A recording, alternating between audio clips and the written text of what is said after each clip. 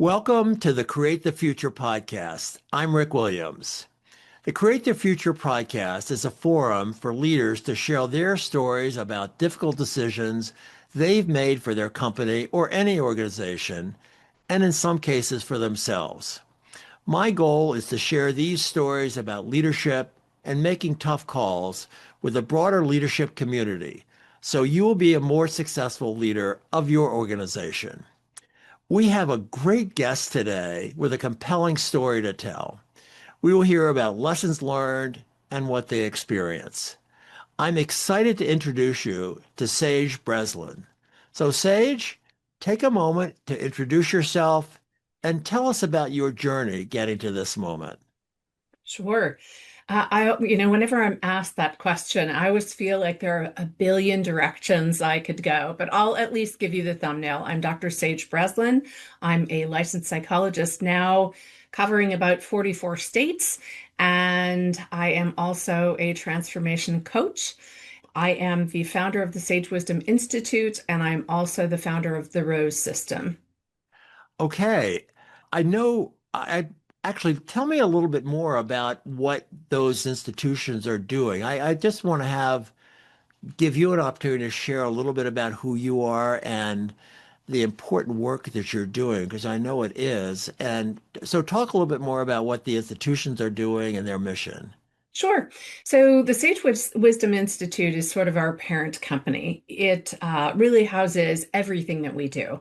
In addition to being a psychologist and coach working with people in leadership positions, I also do things like leadership development and education and training. I do couples retreats and, work with couples as well as individuals.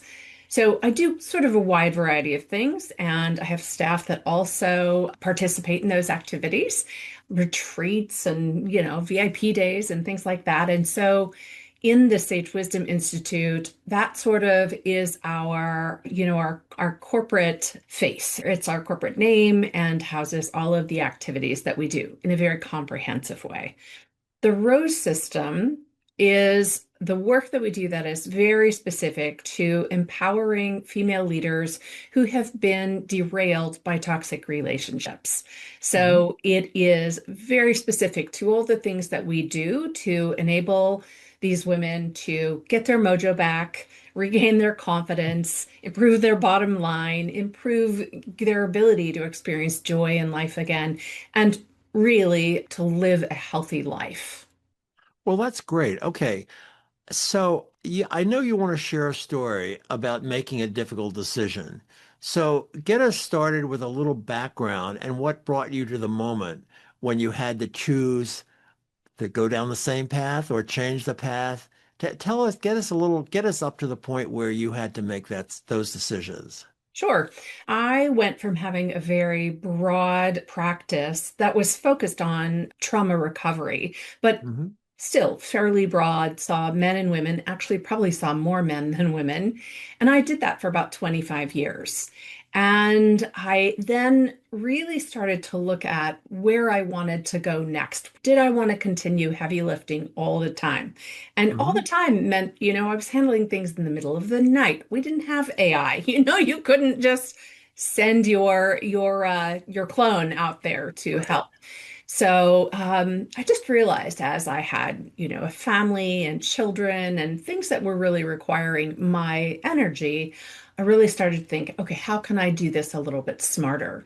And Hmm. so I began the work of leadership development, which allowed me to do more corporate work and work with more C-suite level professionals. It really allowed me to fine tune who I was, my brand, and the packages and programs that I offered. And my marketing team will refer to this time in my life, this wonderful time in my life, as the Coke phase, right? Not cocaine, but Coca-Cola, like Coca-Cola's greatest marketing. They had this wonderful formula. Everybody loved it. Everybody bought it. And then there came this, I can tell that it's a moment, but a time in my life Hmm. where it really occurred to me that I could no longer just go down that path. And I didn't want my company to just go down that path. I wanted to make a pivot. And albeit a slight pivot, a pivot into something that I felt had more purpose and meaning for me. And my marketing staff will now call this New Coke. Okay. Because once I made the decision, it impacted brand and awareness and education and even the activities that I and my Hmm. staff were doing in a way that I don't think any of us had thought about before, which is Right. when you're clipping along and you've got a great product, service, reputation, and you do something entirely new, you have to rebuild everything from the ground up. And you have to gain audience approval and you have to sort of redo everything, which was not something I probably thought through. If I look back, I still would do it. I still wouldn't do Hmm. anything differently, Yeah. but I certainly didn't understand what the ramifications would be. So the short story is that I have been working pretty hard and was in a relationship that was challenging. And I had 5 children, the last of which were preemie twins. And I found myself growing more and more unhappy because I felt like I was losing myself. And I Hmm. noticed I wasn't functioning very well. I was working 50 hours a week, but I didn't have much to show for it. There were months where I didn't even know if I'd make the mortgage. And there was a part of me that didn't even care. And I realized there's Hmm. something really wrong with me. And as I started to look at it, I started to wonder, maybe this isn't just me. Maybe this is the person that I'm in this relationship with. Maybe there's something really wrong and unhealthy about this marriage. And unfortunately for me, this was not my first go round with Hmm. choosing people who were not there to support me or do for me, adore me, love me. Hmm. This was Yep. yet another relationship where I was in the lead role of supporter, carer, breadwinning, you name it.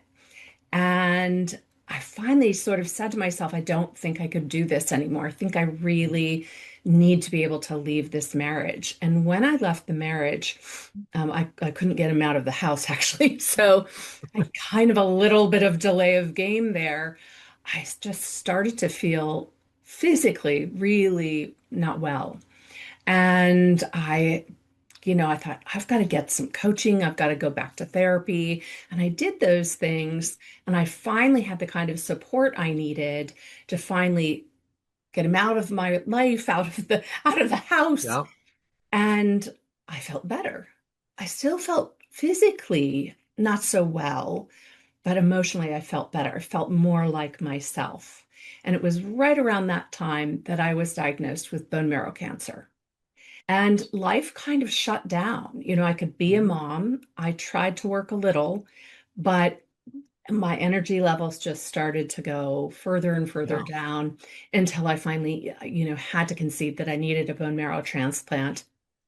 And there was a problem during the transplant that then delayed my recovery pretty significantly. Wow. And I had a lot of time where I had to really ask myself, when I get this business up and running again, do I Yep. really want to go back to the same thing, working 50 hours a week, just trying to make the Yep. mortgage, not sure whether anybody's really getting any of this, if there's Hmm. anything really happening that's good that I can be proud of and, Hmm. and find Yep. meaning in. And I had this incredible experience during a meditation about how I could resolve what was happening with me.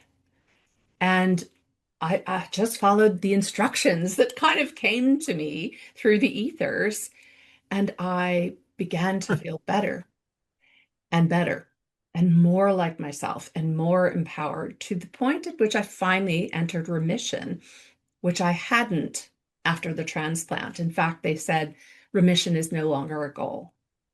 You Hmm. just need to try to have a good life for the time you're here. And when I entered remission, I knew with certainty I'm going to begin offering this not just to my patients that I have now, but I'm going to proceed forward and herald this. This is going to be my legacy. And that's when I sort of birthed the Rose system and what it does. And it was a different approach than I'd ever really felt comfortable offering, but I just knew that it was the right thing to do. And I've never looked back. Oh, that is wonderful. I mean, not wonderful in it's I wonderful guess you're you sharing mean. the story. You're sharing the story, right? So I'm actually hearing two incredibly important decisions in this. What one was a decision to end your marriage, and the second one was a decision to fundamentally change the way you're doing your practice and your offering of your energies and wisdom and insight to your clients. And I know there are different kinds of decisions, but and I assume what we really want to focus on is okay, you've had now a transformative experience. You have a vision of what can work perhaps for other people, and it's so different from the practice that you did have.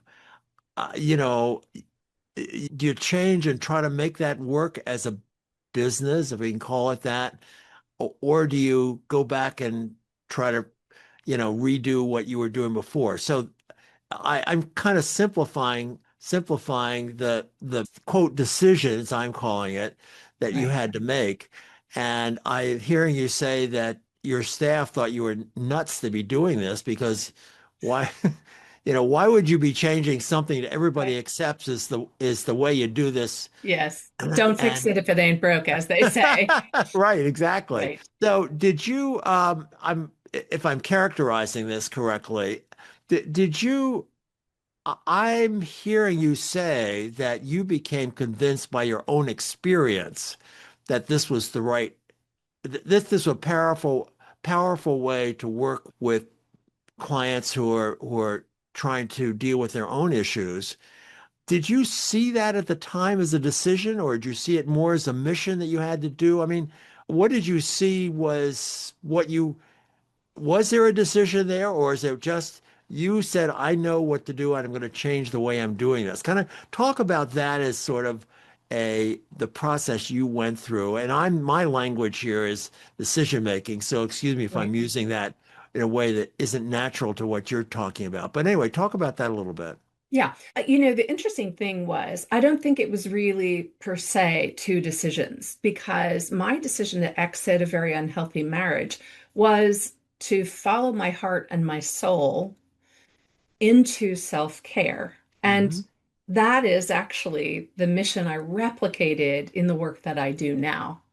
It's Okay. very much like it's okay to leave and prioritize yourself and your wellness over the demands or needs of somebody else. As I experienced it, it really felt like one mission becoming a movement. Okay. I will say, in terms of decision making, I didn't just sort of go blindly into the night, so to speak. First, I had a lot of conversations with my therapist, and I really had to look at, was I doing this for the right reasons? Was there enough sort of data behind it? So once I did it for myself and I noticed big change, I then took it into my practice as is. And I started just with about 4 or 5 different women in my practice. I thought, I'm going to Hmm. try this. And they loved it. And they had very similar results. And I Okay. thought, okay, now we're talking about some data. We're not just talking about me personally. And that was about the time where I invested in actually an expensive coach, which I still, look back. I think I strung 3 credit cards together and I said, I've got to have somebody else's input about this because I'm about to make a decision that's really important. And it's going to alter how I do my business.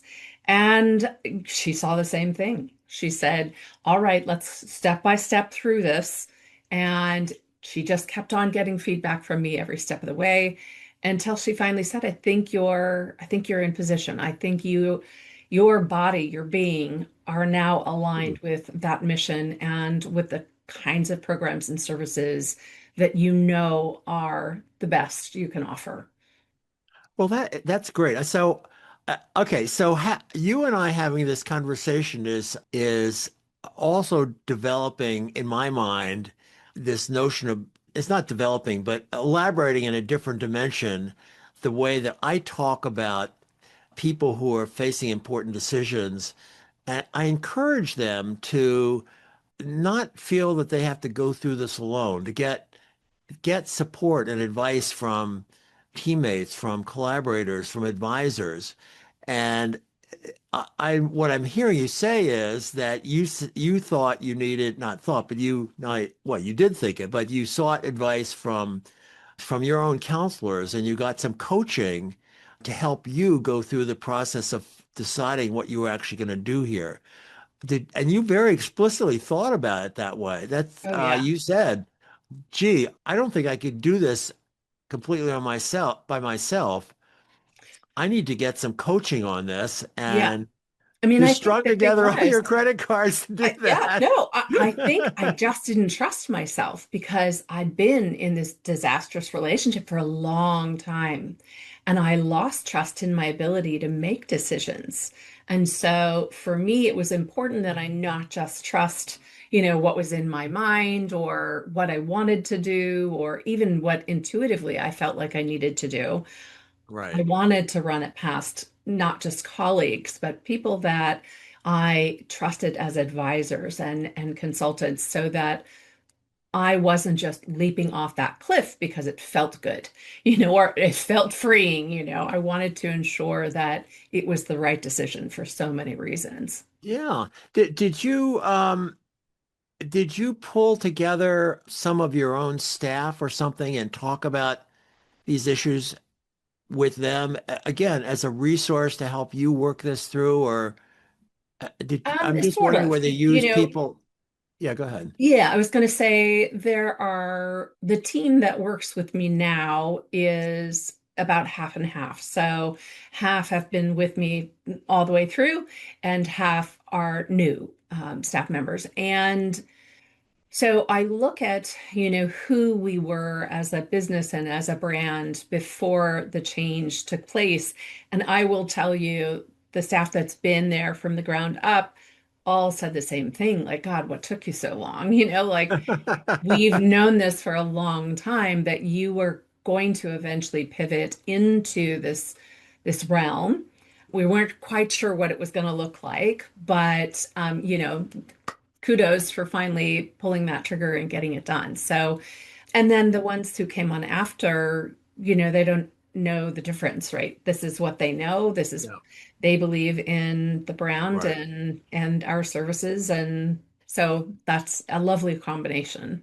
Well, I don't know. There's no reason. You and I have not, for the people listening, is you and I have not met before. I don't know whether you know anything about my book, Create the Future, or anything like that. And I'm sort of picking a little bit of pieces out of the decision-making process that I am outlining and recommending in my book. And so my question, a couple of questions about the process you use basically to understand what your experience was actually going through your own process. So one of the questions that I would put to you is, did you step back at any point in this and say, what am I really trying to accomplish here? And I've heard you talk about that a little bit in terms of your own life and the life you're living and that sort of thing. Did you specifically at any point say to yourself, if I'm going to be in this business, what are my goals for the business? What are my goals for myself? How did you think about success at the outcome as a result of all of this? Yeah, I probably thought about it and questioned it in a slightly different way. Yeah. But certainly there was a series of long conversations with myself and with the divine. Yes, It yes. was Right. trying to tap into, the spirit of everything that was coming to me. And the most important thing that happened for me during my own transformation was that I was able to finally put my soul back in the driver's seat. Okay. That was the most important thing Because once that was like firmly back in place, number one, I felt like I had this eternal power source that had switched back on and really enabled me to see much more clearly and to feel more empowered and to feel confident that I could do whatever I set my mind to. It felt much more like who I was before. And so as I moved forward, I continued to look at what of my business was soul driven and what of my business would be soul driven. And while I would say I always felt I was very intuitive and Hmm. very empathic and very compassionate, I didn't necessarily talk with my clients about Hmm. sort of their relationship with something greater than themselves. A little, but I didn't really Hmm. push it. I didn't push it to be the foundation. Hmm. And it became the foundation as I went through my own transformation and as I transformed the business, because Hmm. I really came to understand that the business would cease to exist unless I was able to operate fully as myself. And that meant Hmm. it was going to be a soul-driven effort and it was going to be a soul-driven business. Now, when you, if I was in your shoes, I would be excited by the prospect of empowering others by the experience you've had. I suspect I'd also be afraid of, is this really going to work? Is, do I really understand what in my language would be the barriers to execution? Did you think about what was driving you, whether fear or think about failure, whether failure was, Yeah. a possible outcome? Talk about that a little bit. Yeah, I think the word failure went out the window somewhere during my cancer diagnosis. Yeah. Um, I ceased to think about life that way anymore. There are plenty of experiments that we do that don't work out so well. They don't meet our expectations or that we don't have the results that we're looking for. But I don't really think about failure. I don't look at that marriage as a failure. I have colleagues who have other words for it, but failure wasn't one of them. So I would say that, the conversations I had with myself and with colleagues and with consultants were, what is this going to look like in practice? How Hmm. is it that you are going to create a meaningful life with meaningful work that can be replicated and can, follow a structure. And that was interesting. I got in with another consultant who had a coaching course, and I thought, okay, I'll do that and see, can I construct this in a way that is time tested? Other people have constructed things in this way. Will that work for me? Well, lo and behold, it worked just fine. I was more than capable of saying, all right, I'd like to look at a year-long process because that is a reasonable chunk for recovery of this kind. Is probably Okay. not as long as I would suggest for many people, but it's also not longer than I would suggest. So I thought, okay, I'll take this year. All right, there are 52 weeks in a year. Am I going to work 52 weeks? Not exactly. I'm going to try to have times in there where I can also have time off. And I began to build a structure for what I knew would need to happen in order for it to work. It became Hmm. a 10-step process.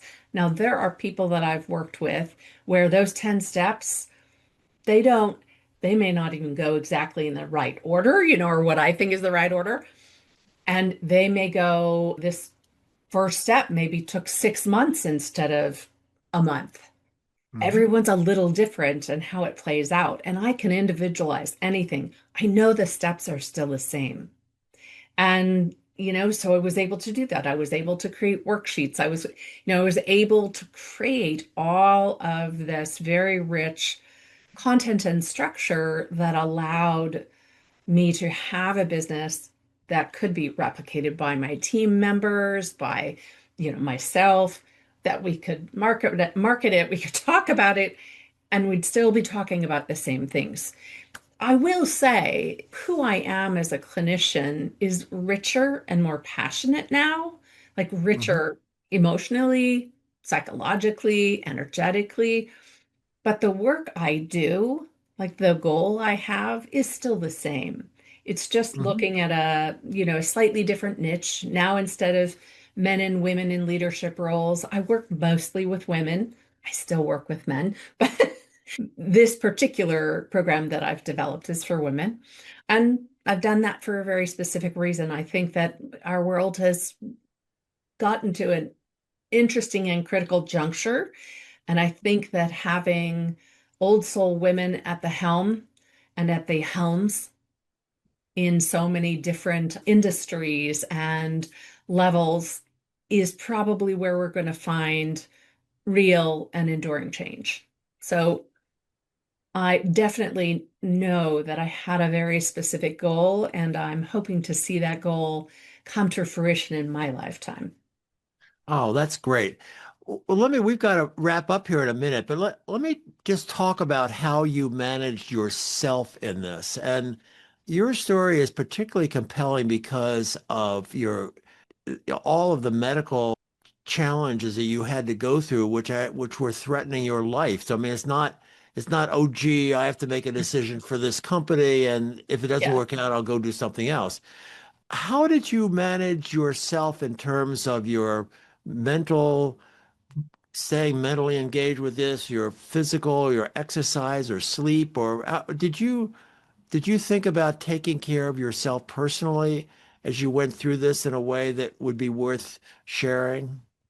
Yeah, I mean, I think if you look at some folks who have really redesigned their lives after a big medical crisis, Hal Elrod did the Miracle Morning, and that has become the Miracle Morning for realtors, for lawyers, he was great at replication. He had a massive medical issue and he redesigned how he lived his entire life, and that meant his business as well. I definitely had to take the same approach. Yeah. I'm a person who I used to get up early and go trail running and then get my kids to school and do the whole day, come back, rinse, repeat, and I can't do any of that. I don't sleep well because of some of the issues with my diagnosis. And so I've learned to be a person who starts the day a little bit later, and I don't work as long. And my oncologist and I made an agreement. I don't ever work 2 days in a row, other than every once in a while I do a podcast or something on my day off. And that's because my body requires recovery. I have a very challenging rare cancer that is in remission. And if at any point in time I don't follow the rules, it will simply stop responding to the medication and I Yeah. will be at death's door again. That is just something about multiple myeloma that's how it works. So I have to constantly be vigilant for my self-care, physically, emotionally, energetically. So yes, I everything is designed to ensure that I stay healthy so that the business can operate well. Okay, so I'm going to ask you one question. You and I, before we started this recording, talked about the fact that you're in New Jersey, Mhm. and I I don't know whether you spent time going to the New Jersey shore or not. I grew up in Maryland, went to the Maryland shore when I was growing up.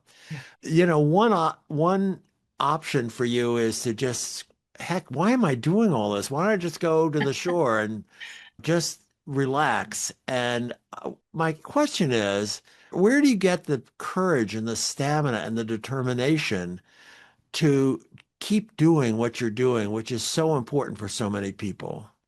Yeah, we old soul women, we were put here on this planet to heal, uplift, and serve others.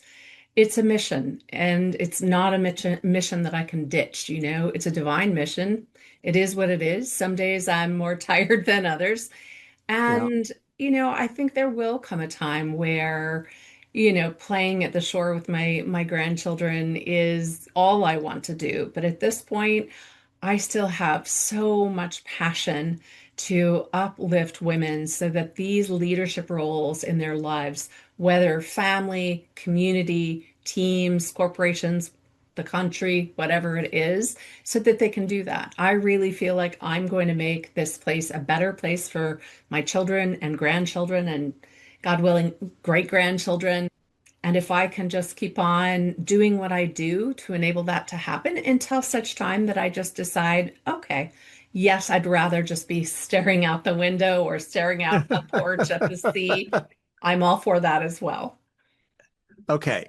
Well, Sage, thank you for sharing your experiences. You've made a valuable contribution to our understanding of the challenges that leaders face every day. That though everyone is unique, that's why these stories are so interesting. How can, if someone wants to learn more about what you're doing in the Sage Wisdom Institute, how do they, I don't know, get in touch with you or learn more Sure. about the Institute? Tell us a little bit Yeah. about that. So there are three websites. SageBreslin.com is the parent website. It's got all the information anyone would probably ever want or need. The rosesystem.com is for women who have been in toxic relationships and want to recover and work with us in some way, either by the hour, by the quarter, or by the year. And then the Sage Wisdom Institute. So sagewisdominstitute.com is our membership site. So if you want to buy something, if you want to enroll with us, if you want to become a Daily Pearls inspirational member, that is a click. There's a Stripe cart. I want that. I'm paying here. So those are the three websites, and I think all of them give the opportunity to contact me, but I'm also available at Dr. Sage at sagebreslin.com. Okay, well, great. Thank you very much. I want to thank our audience for taking the time to engage with our guests and learn from our guests. And you've been a wonderful guest for us. If you have a compelling story to share about making a difficult decision, please contact me. Go to the rickwilliamsleadership.com and then go to the Create the Future podcast section on the website. Again, that's rickwilliamsleadership.com. Remember that you create the future by the decisions you make today. Take time to get your important decisions right and also have some fun. Until next time, be well.